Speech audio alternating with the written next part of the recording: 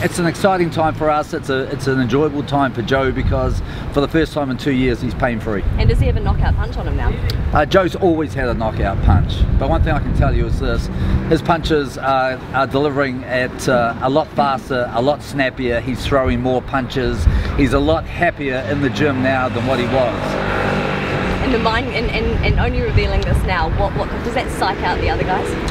Well, I don't know. Are you hoping it psychs out the other guys? No, I think what has actually happened was, you know, there's been a story released. We want to be very transparent, and that's why we're commenting on it now. You know, like if people actually look, there's been a lot of footage of Joseph Parker out there in the last 8 weeks. In Vegas, the weather's a little warmer than here. He's been training in a singlet, a tank top, a t-shirt. You can see the surgery on both his elbows. You can see the scars there. So it's not like we've been trying to hide it. Can you clarify what exactly that surgery was? The surgery was November 25 on his left elbow and December 1 on his right elbow. I mean, there'd been some criticism that perhaps some of his last fights he hadn't put out his A game. Do you think this may potentially be the reason why?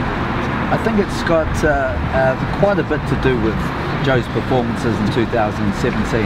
A lot of people were critical, especially in the Fury fight. Why was he leading with so many left hooks? You know, what happened to the double, triple jab that Joseph Parker is famous for? Well, I think we can see what happened to the double and triple jab. The reason why he was leading with left hooks is because he took straight. And so what do you think this means in terms of his form now and how competitive this fight's going to be?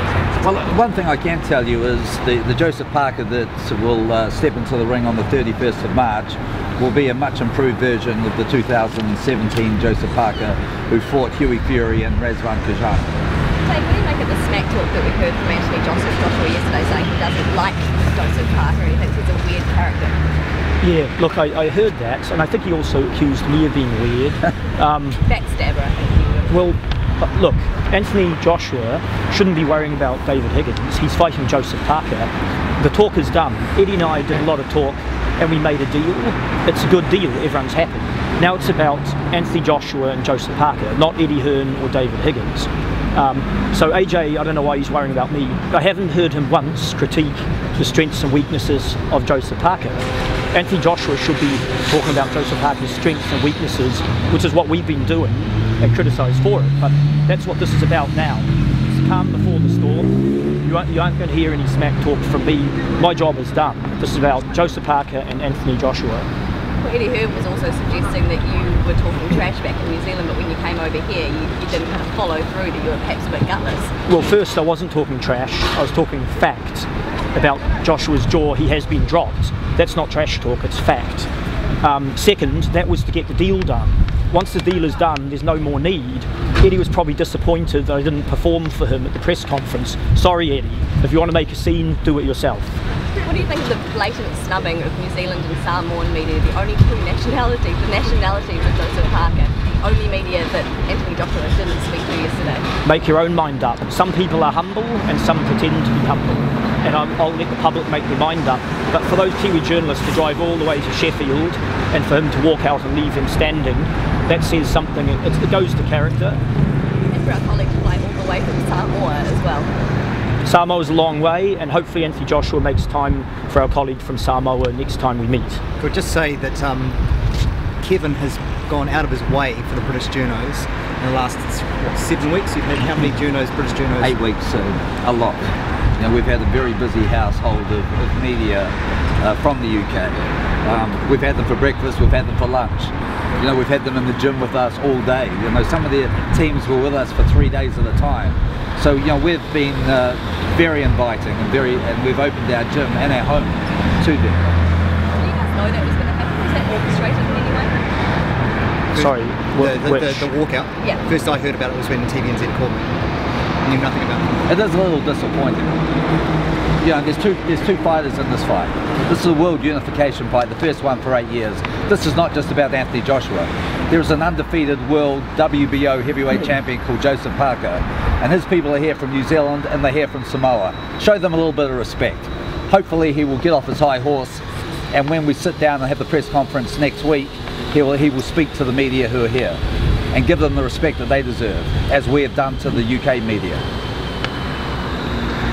Can we just talk quickly about Joseph Parker. I mean, the bookies certainly the odds are favouring Anthony Joshua, but anyone who knows boxing is the same the fight's going to be a lot closer. Can you tell us a little bit about how you see the fight playing out? Well, I wish I had a crystal ball. I know in my mind how I'd like to see the fight play out.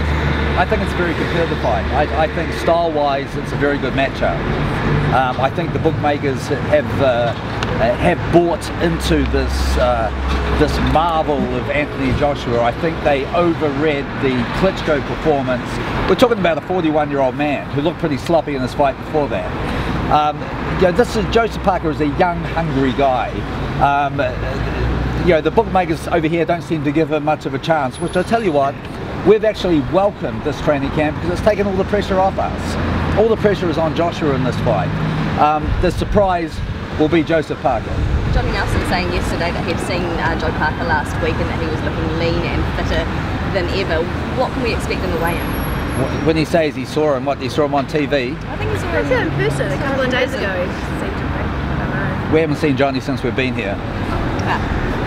Well, maybe you saw him on TV, but he was certainly full of praises. Thought he looked lean. Yeah. What can we expect? Well, I tell you what, everyone who's looking at Joseph Parker is saying the exact same thing. They've never seen his skin looking so shiny. He looks healthy. He's had a very good training camp. He's looking very lean. You might have to do that answer again. Look, anyone who has seen Joseph Parker since we arrived here in London knows that the man they're looking at is a different athlete than the one they saw in 2017. He is lean, he looks healthy, he is glowing, he has a huge confidence about him. We're here to win this fight. We've prepared well. We've waited a long time for this fight. This is a fight that's been in the making probably for the last 3 years. So, both teams know each other very, very well. It's a very good matchup between two undefeated, two young, hungry fighters.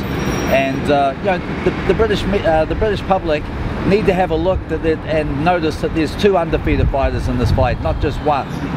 And no handshakes for Joseph Parker for the next week, is that right? Well, I think it's just a lot of fighters and a lot of athletes do that. And in fact, a lot of people do it in general.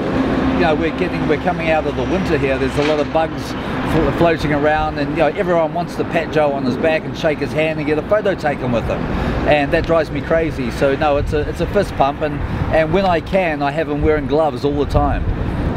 Kevin, let's just go back to the surgery. Is that the reason why the announcement of this fight was delayed till the mid-month in January? No, I think yes, it is. You're right. The date of the fight was down to venue. Eddie was looking at O2. We talked about Principality, and we both agreed that a fight like this would sell 100,000 tickets. So I said we've got to look at Principality. So Eddie came back and said it's available on March 31, which happens to be Easter Sunday in New Zealand. But the date in this case was governed by venue availability and recovery time, but that was within a window. Can we talk about the rematch clause? I understand it's 9 months from the date of victory on 31st of March? Yep, that's correct. Should Parker win, there technically should be a rematch within 9 months' time. Alright, so in that time frame you think that Joe will take another fight? No. The rematch would be Joshua. I realise that, but in that 9 months, while waiting for this rematch... No, sorry. Yeah. The rematch doesn't have to be 9 months out. Okay. It has to be within 9 months. Within 9 months. The obvious place to do it would be an outdoor stadium in the European summer. Right. July, August, Yes. September. Yeah. Okay. All right.